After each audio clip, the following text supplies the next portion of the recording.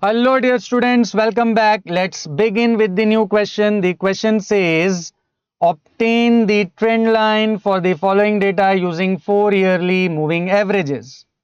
We are given with year and their corresponding indices.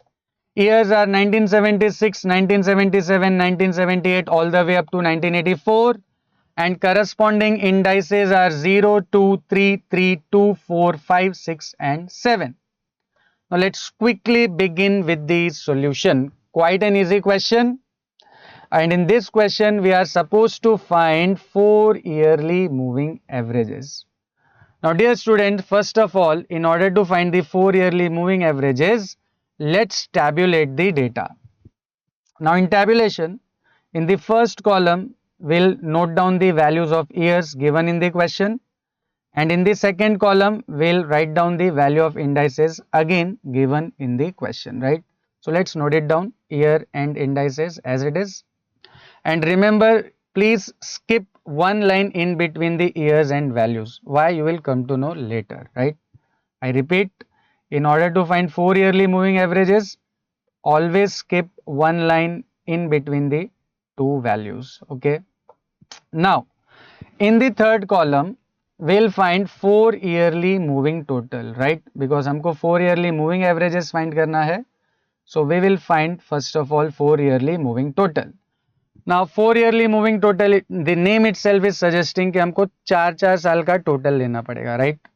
तो if I take total of the first 4 values, दिख रहा है 0, 2, 3 and 3, that is year 1976, 1977, 1978 and 1979. So if I add these 4 values, 0 plus 2 plus 3 plus 3, I get value as 8. But the problem is कि ये जो चारों का total हमें 8 मिल रहा है, वो हम कहाँ पे लिखेंगे, राइट? तो द रूल इज जो भी टोटल आता है उसको हम जितने भी ईयर्स हैं उनके सेंटर में लिखते हैं.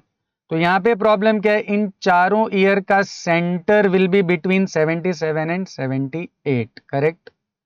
तो ये जो चारों का टोटल है that is 0 plus 2 plus 3 plus 3 which is 8, that will be between 77 and 78. मतलब ये जो लाइन हमने स्किप किया है यहाँ पे ये पहला टोटल आ जाएगा 8.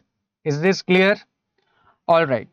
Now moving on to the next step. अब हमने पहले इन चारों को ऐड किया. अब if I add next 4 values 2 plus 3 plus 3 plus 2, correct? तो this total is coming out to be 10. अब अगेन ये जो चारों का टोटल है 10, ये इन चारों के सेंटर में आना चाहिए एंड इन चारों का centre will be between 78 and 79.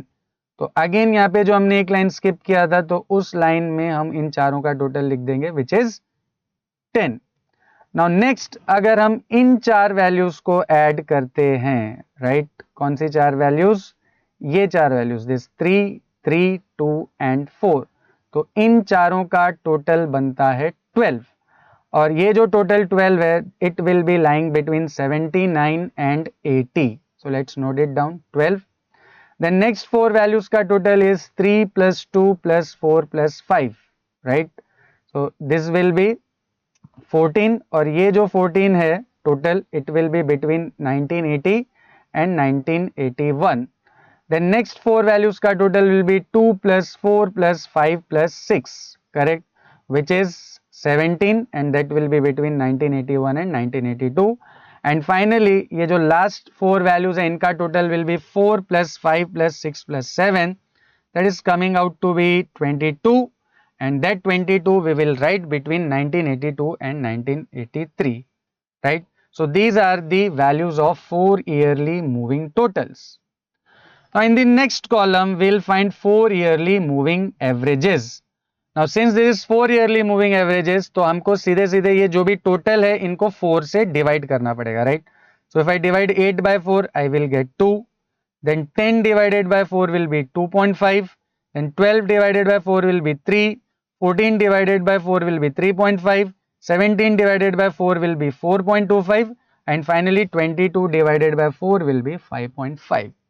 अब हमें 4 yearly moving averages मिल तो गए हैं बट प्रॉब्लम इज ये जो भी वैल्यूज है these values are not belonging to any of the given year. For example ये जो पहली वैल्यू है 2, this 2 is between 77 and 78.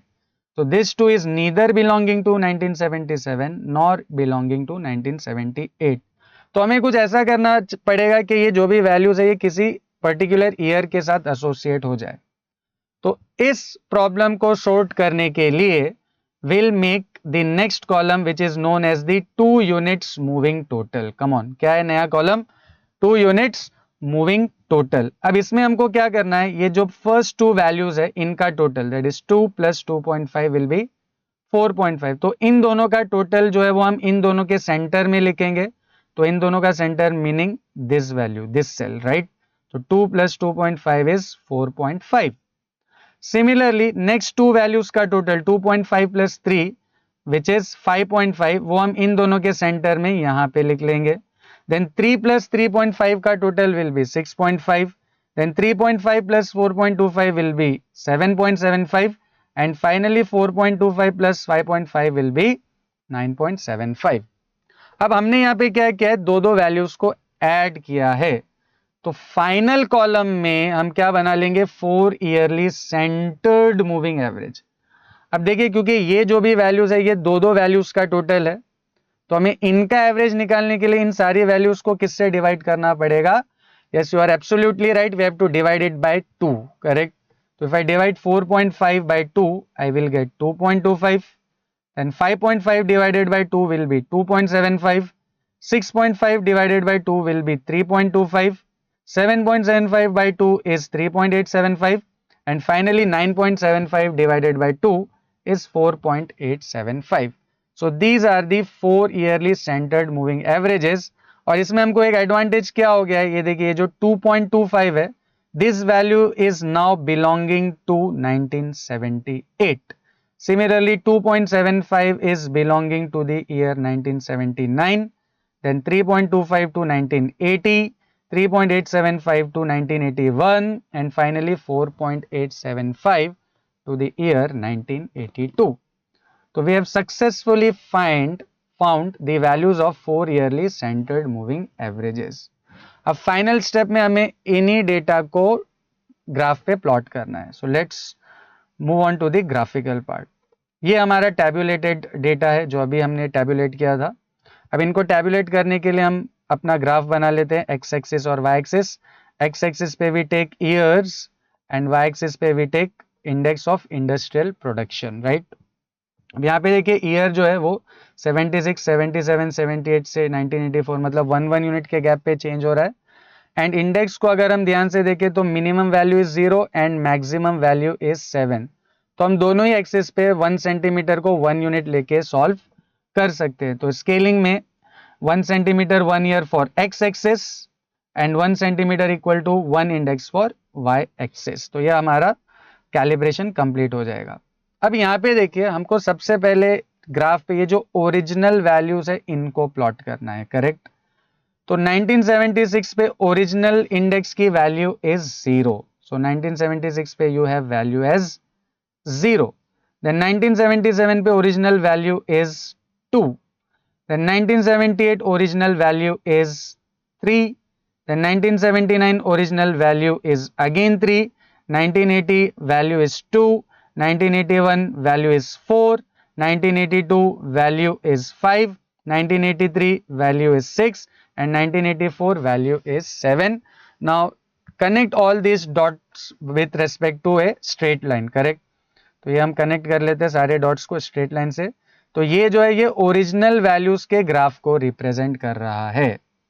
Now along with this we have to incorporate these 4 yearly averages in the same graph, correct. ये तो हमने original के लिए बना लिया. अब हमें ये जो 4 yearly centered moving averages मिले थे इनको भी इसी ग्राफ पे इनकॉर्पोरेट करना है. तो सबसे पहली जो वैल्यू है 2.25 दैट इज एसोसिएटेड विद 1978. तो 1978 पे 4 yearly एवरेज इज 2.25, करेक्ट. तो 1978 पे the value is 2.25. Then 1979 the value is 2.75, correct. Then for 1980 the value is 3.25. 1980 पे value is 3.25. Then 1981 value is 3.875 And finally for 1982 the value is 4.875. Now connect all these dots with dotted lines, correct? तो हम ये dotted line से इन सारे points को connect कर लेते हैं. तो this dotted line is known as your trend line using 4 yearly moving averages. Hope you have understood this. See you in the next video.